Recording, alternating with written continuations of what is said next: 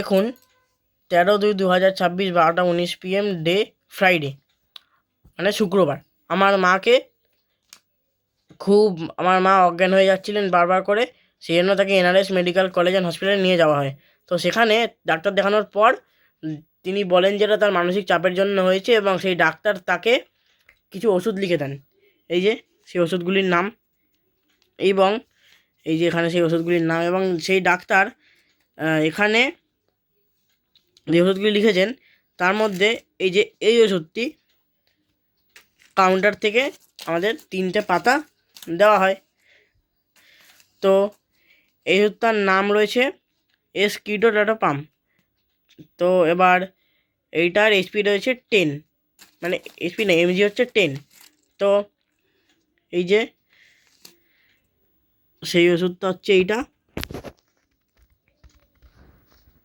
IP রয়েছে 10 mg, ঠিক আছে।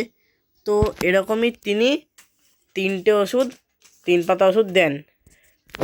তো সাথে তিনি আরও এই ওষুধ দুটি দেন, এবং এইগুলি হচ্ছে আসলে আয়রন ট্যাবলেট। এই যে iron tablet, iron and folic acid tablets IP 0.5 mg, iron 60 mg, and এই যে ফলিক অ্যাসিড 0.5 mg। তো এই ওষুধও তিনি 2 পাতা দেন, এবং এই ওষুধগুলি দেওয়ার পর শেষে যে এই দুটি ওষুধগুলো রয়েছে, তার মধ্যে এই ওষুধটা তাকে বাইরে থেকে কিনতে বলা হয়েছিল, এবং এই ওষুধটি কাউন্টার থেকে দেওয়ার কথা ছিল। এটার নাম রয়েছে এসক্লেরোপাম 0.5, IP রয়েছে 0.5, কিন্তু কাউন্টার থেকে আমাদেরকে এই ওষুধটি দেওয়া হয় যার নাম রয়েছে ক্লোজাপাইম।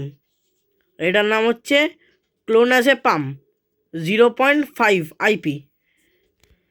তো এই যে ক্লোনাজেপাম 0.5 হচ্ছে এটার IP, এবং আমাদেরকে ওখান থেকে দেওয়া হয় ক্লোজাপাইন ট্যাবলেটস, তার IP রয়েছে 50 mg, 50 mg। এই যে IP দেওয়া হয়েছে 50 mg, এই যে 50 mg।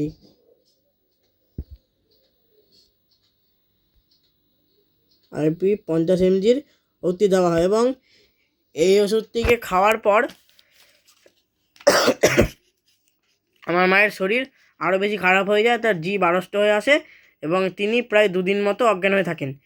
এবং এই ওষুধটি সেখান থেকে দেওয়া হয়, যার ফলে মায়ের শরীর আরও বেশি খারাপ হয়ে যায়। তো তিনি বলেন যে, অন্য ডাক্তারের কাছে দেখানোর পর বলেন যে এই ওষুধটি কোনো রোগীকে বেশি খাওয়ালে, আরেকটা যদি খাওয়ানো হতো তাহলে তার মৃত্যু হতে পারত।